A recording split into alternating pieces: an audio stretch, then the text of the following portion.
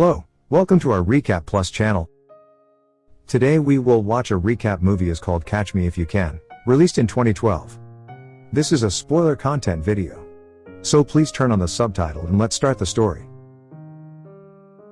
The movie opens on an episode of the popular game show To Tell the Truth set in 1977 where three contestants appear claiming to the panelists to be the legendary Frank William Abagnale who impersonated an airline pilot, a lawyer, and a doctor, as well as scammed people on 3 continents for millions of dollars. All before reaching the age of 19. Frank gets asked who caught him and he reveals the name of Carl Henratty. The film then shifts to 1969, with FBI agent Carl Henratty arriving at a French prison to extradite a flu-stricken Frank Abagnale Jr., who attempts to escape from the prison but is too sick to even make it outside. Frank surrenders and asks Carl to take him home. The film then flashes back to 6 years earlier. 16-year-old Frank Abagnale Jr. lives in New Rochelle, New York with his father Frank Abagnale, Sr., and French mother Paula. Frank idolizes his father and is so proud of seeing him being inducted into the New Rochelle Rotary Club Wall of Honor as a lifetime member. One morning, Frank's father rouses him out of bed and takes him to a store where Frank watches as his father cons a woman into lending him a black suit for Frank Jr. Frank then drives his father to the Chase Manhattan Bank, dressed with a suit and pretending to be a chauffeur, in a ruse to impress the bank people and secure a loan. When the loan is denied, due to a series of IRS tax frauds by Frank Sr., the family is forced to move from their grand home to a small apartment, which causes tension between Frank's parents. Frank is then enrolled in a public school where he shows up for his first day in his former school's uniform. When he hears some guys in his class making fun of his uniform as he enters the class, saying it makes him look like a substitute teacher, Frank walks to the front of the class and pretends to be the new class substitute teacher, even sending away the real substitute teacher claiming there was a mistake. The ruse goes on for a week's time before Frank is found out, and his parents are called in to discuss the matter. While his mother is upset by this, Frank's father is rather impressed by how far his son was able to go with the con. One day, coming back from school, Frank catches his mother having an adulterous affair with his father's friend Jack Barnes. His mother tries to buy his silence, but Frank is too upset to care. Soon afterward, Frank comes home to find out that his parents are getting a divorce. When asked which of his parents he wishes to stay with, Frank runs away from home, using his checkbook to con his way into transportation and shelter. When Frank quickly runs out of money, he tries to create fake checks from his own checkbook and then tries to pull confidence scams on bank tellers with very little success. One day, after yet another failure, he takes notice of some airline pilots and some stewardesses checking into a hotel. Seeing how they are given the VIP treatment everywhere they go inspires Frank. He cons his way into obtaining a Pan Am Airlines pilot's uniform and learns more about the airline by pretending to be a college student doing a report on Pan Am Airlines, and interviewing one of its top brass and former pilot. Frank then uses the uniform and knowledge to create fake checks from Pan Am, which he successfully cashes at banks and hotels all over New York. The con works as even a bank manager who turned him down earlier get caught up in the ruse. Frank tries to run the same check scam at an airport but gets confused with an expected deadhead pilot heading to Miami. Frank rolls with it and experiences his very first flight followed by his first sexual experience with one of the stewardesses. In Miami, by openly flirting with one of the bank tellers, Frank learns some valuable information about check routing. He then purchases a check coding machine from an auction, which he uses to further his schemes and create checks with bigger amounts. Meanwhile, Carl Henratty, a nearly humorless but persistent FBI agent, has caught on to Frank's check fraud and tracks the latest falsified check to a hotel, where Carl discovers to his surprise that Frank is still a resident there, and breaks into his room to arrest him. Frank emerges from the bathroom dressed in a suit, and knowing only that Carl is from the FBI, Frank pretends to be Agent Barry Allen of the United States Secret Service, and brazenly claims to have just caught the suspect before Carl showed up. It is not until after Frank has escaped from the room that Carl realizes he has been fooled.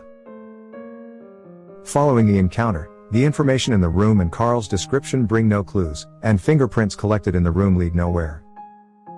During another interview with the Pan Am brass, Frank finds out he has accumulated several nicknames, such as the Skywayman and the James Bond of the Sky. Emboldened by this title, Frank purchases a Bond-style suit and an Aston Martin vehicle that he takes for a joyride.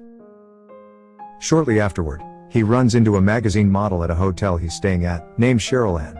She offers to spend the night with him for $1,000, but Frank claims he only has a check for $1,400. Cheryl then requests that he endorse it to her, and she'll pay him the remaining $400 in cash, resulting in the girl actually paying Frank to sleep with her. Frank soon attempts to use the money he has stolen to find a way to reunite his divorced parents. He invites his father to a fancy restaurant and gives him the keys to a brand new Cadillac. Frank SR explains that he can't accept the gift, since the IRS is still watching him, and that Paula refuses to talk to him. Some months later on Christmas Eve, Carl is working in the FBI office by himself, when Frank calls to apologize for tricking him back at the hotel. Carl doesn't accept the apology and dares Frank to meet him face to face. Frank gives Carl his location and room number, but Carl doesn't believe him. As the conversation continues, Carl soon realizes the reason for the call. Frank has no one else to talk to. Frank angrily hangs up, and Carl continues his investigation with a renewed vitality. Carl later discovers that the name Barry Allen is a character in the Flash comic books, and surmises that Frank might be a minor, which explains why they have been unsuccessful in finding any record of him or matching him through fingerprints. Remembering that Frank had made a reference to the New York Yankees during their phone conversation, Carl has his men check for runaways in the New York area. Their search eventually leads them to Frank's mother, who is now remarried Jack Barnes. Upon seeing Frank's yearbook picture, Carl immediately recognizes him and finally knows who his suspect is. He then reveals to Frank's mother that Frank has already stolen about $1.3 million in check fraud.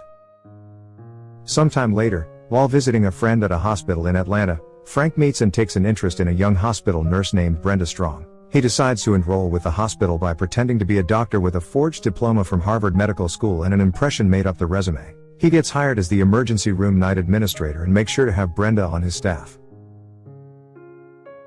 Although he has no medical knowledge or experience, Frank is able to influence the medical interns on his staff to step up and make medical calls on their own so he can deal with the administrative side of things without ever touching patients. Eventually, he wins over Brenda, and the two fall in love. After finding out that her parents have disowned her when she had an abortion in the past, Frank attempts to help her reconcile with her family by proposing to Brenda. Meanwhile, Carl visits Frank's father, who openly refuses to give up his son. However, Carl finds a letter from Frank with his address in Atlanta. The address leads Carl and his team to Frank's home, but Frank has already gone to Louisiana to meet with Brenda's parents. Carl does notice Frank's Harvard diploma with Frank's new alias, which takes him to the hospital which Frank has already quit. Frank and Brenda meet with her parents in Louisiana, where Frank not only claims to be a Lutheran like them but also that he is a qualified lawyer as well as a doctor. Brenda's father, Roger, questions Frank about his feelings, which leads Frank to openly admit that he is not a lawyer, a doctor, or a co-pilot, but Roger takes it as just a romantic speech and agrees to give away his daughter's hand. Frank also passes the bar exam and joins Roger's law firm as an assistant prosecutor. As preparations for the wedding continue, Frank travels back to New York to visit his father and tell him about the engagement. Frank SR, now a U.S. Post Office employee and still struggling with the IRS, reveals to his son that his mother has married Jack Barnes and completely moved on, which devastates Frank. He also reveals that he got a visit from the FBI and knows what Frank is doing. Frank desperately asks his father to tell him to stop, but Frank SR encourages him to keep going instead. Incensed that his father is unable to act like a father, Frank takes leave of Frank Sr. On Christmas Eve, Frank calls Carl at the FBI office, who has been expecting the call and has his team listening in on it. Frank says he is done and settling down and asks Carl to stop chasing him. Carl informs him that this is not possible, since Frank has stolen about $4 million at this point. Frank understands and hangs up, not realizing he made a mistake by telling Carl about the engagement. Carl, having found Frank's alias in Atlanta earlier, deduces that Frank had to keep the same name when he moved to Louisiana because he is dating a girl who thinks it is his actual name. Changing his name would bring about too many questions. After looking through wedding announcements, Carl and his men managed to track Frank down on the night of the engagement party, leading Frank to confess to Brenda who he really is, before escaping out a window and asking her to meet him at the local airport a few days later. However, when she arrives as planned, Frank is devastated to see Brenda as being watched closely by a number of disguised FBI agents, which Frank easily makes. When Frank doesn't appear, Carl has his men stake out the airport, certain that Frank will attempt to show him up somehow, and try to escape by plane instead of leaving town in a quieter way.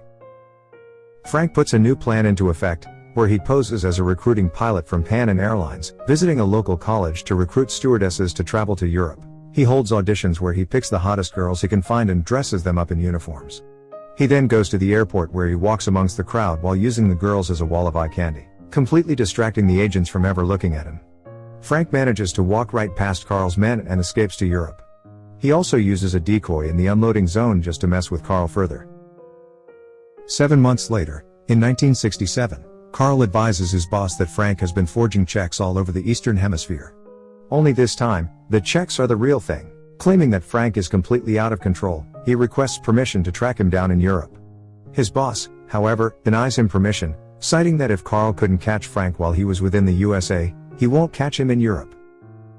Carl refuses to give up and takes one of Frank's bogus checks to professional printers who deduce, from the quality of the check, that it must have been printed on a specific kind of printer that is only available in a handful of European countries, one of which is France. Remembering from an interview with Frank's mother that she was born in France, Carl travels to her birthplace of Montrichard and finds Frank. On Christmas Eve, inside a massive printing factory, printing thousands upon thousands of checks. Carl tells Frank that he came with the French police and promised them to arrest him himself. Frank assumes Carl is lying, but Carl convinces him that he will be shot if he walks out of the factory without Carl. Frank agrees to handcuff himself and Carl takes him outside, where, seeing no police, he compliments Carl on his ability to fool him. Almost immediately, however, the French police arrive and escort Frank to prison, while Carl promises to have Frank extradited back to the USA. After 2 years, Frank is released into Carl's custody, as was seen in the opening of the film, and on Christmas Eve 1969, the plane extraditing Frank flies into the United States. As they prepare to land, Carl informs Frank, who has been requesting several times to call his father, that Frank Sr. died accidentally the previous year. Devastated, Frank locks himself in the plane's bathroom and escapes from the plane to track down where his mother lives. His escape leads them to the Barnes residence where Frank finds his mother, happily married to her second husband, who now has a young daughter whom Frank realizes is his half-sister. With his father dead and realizing his mother has moved on, Frank quietly surrenders as Carl and the local police arrive and arrest him, before his mom and her new family can realize who he is. Frank is finally tried, convicted, and sentenced to 12 years, completely isolated, in a maximum security federal prison of Atlanta. During the next 4 years, Frank receives regular visits from Carl, especially around Christmas time. During one of these visits, Frank easily identifies a forger Carl is chasing after simply by glancing at a check that Carl casually shows him, giving the FBI agent an idea. Sometimes later, Carl visits Frank again, only this time, with his boss. They give him a check which he aptly identifies as fake as soon as he touches it, which makes Carl smile. In 1974, Carl arranges for Frank to be allowed to serve out the remainder of his sentence working for the check fraud department of the FBI under Carl's custody. Although Frank is out of prison, he is chained to his desk job and misses the thrill of his old life. When he stumbles upon a pilot uniform, Frank gets tempted into posing as an airline pilot once again. Just as he's about to fly away, Carl meets him at the airport. Carl allows him to go free, predicting that Frank will return to work on Monday since there is no one chasing him anymore. Back in the office on Monday morning, Carl is nervous when Frank doesn't show up for work on time. However, Frank does show up, and the two begin going over a recently discovered check forgery that shows some new methods of forgery they haven't encountered before. As they look over the check, Carl asks Frank something that has been on his mind for years, how he cheated on the Louisiana bar exam to become a lawyer. Frank claims he didn't cheat, and that he studied for 2 weeks and passed the exam on his own merits. Carl inquires to know if this is the truth, but Frank prefers to focus on the case at hand and presses on. It is then revealed, through scrolling text, that Frank has been happily married for 26 years, had 3 sons, lives in the Midwest with his family, is still good friends with Carl, caught some of the world's most elusive money forgers, and gets millions of dollars each year because of his work creating unforgeable checks.